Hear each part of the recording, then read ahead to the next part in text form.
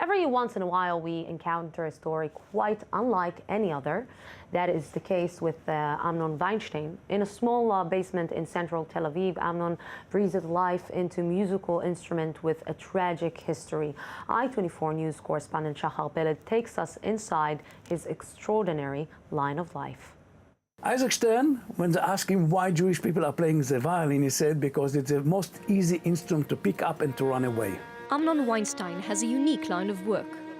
Over the years, he has located and restored violins that belonged to Holocaust victims, then brought them to be played in orchestras all over the world.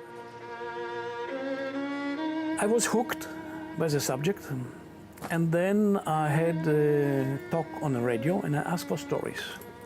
And you know what is a snowball? 1 violin, 2 violins, 3 violins. Today we have 46 instruments in this project from different stories. All these violins that we are restoring, we are putting them in a condition to play in concert hall. And then we understood the power. When you are talking music and Holocaust, it's easier to people to accept, to listen. His personal history is interwoven with the Holocaust as he mourns the loss of hundreds of his extended family. The Germans took care of it, all of them. My sister once have done a calculation, if she arrived to 360, 380 people. You know, Jewish family, this was a tribe. Hidden in a basement in central Tel Aviv, Amnon's workshop is a world of its own. He pays tribute to Holocaust victims through his work and believes this is the best way to remember them and continue their legacy. There are violins that people played in the Holocaust, but we don't know their names. We don't have any information. Reason is, the Germans use this musician, like the orchestra in Auschwitz, that played, and in the morning, in the evening, when all these prisoners were going to work and coming back. Beside this famous sign, Arbeit macht frei, 500 meters from there was a kind of a wall, and they were playing there.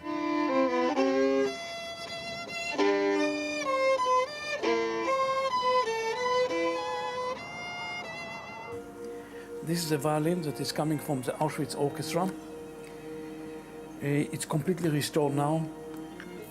A year ago, Amnon received an unusual delivery. As he opened the old violin sent to him from the United States, he couldn't believe his eyes. This was an amateur, because this is a very simple violin, very low quality. And he went to the local violin maker, and the guy, without to tell anybody, opened the violin, wrote Heil Hitler, 1936, and the swastika. Closed the violin, gave it back to this poor guy, and the guy played on it until the end of his life with Heil Hitler. This is something you would repair, or? Never. It's going to stay like that for the next 1,000 years. That's finished. Amnon dedicates a story to each instrument and prepares them for performance. The Violins of Hope project, in which his restored violins are played in concerts, has been his baby for the past decade, breathing a new life to these symbols of tragedy. The violin is imitating all the beauties of the human sound, human voice. So that's why so many people play the violin. And joining me here right now in the studio is our correspondent Shachar Peled.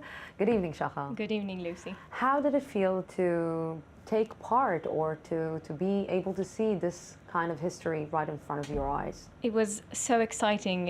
It's really hard to bring into words, but this is something not only Jewish people connect to, this is something everyone in the world who knows what happened in the Holocaust and is connected to World War II in any kind of way can understand how music and such musical instruments which have been repaired over the years can bring back so many memories and a history which has been a part of the entire world and has been very, very hard and yet something that must be remembered for the years. Shachar Peled, thank you very much for this unique story.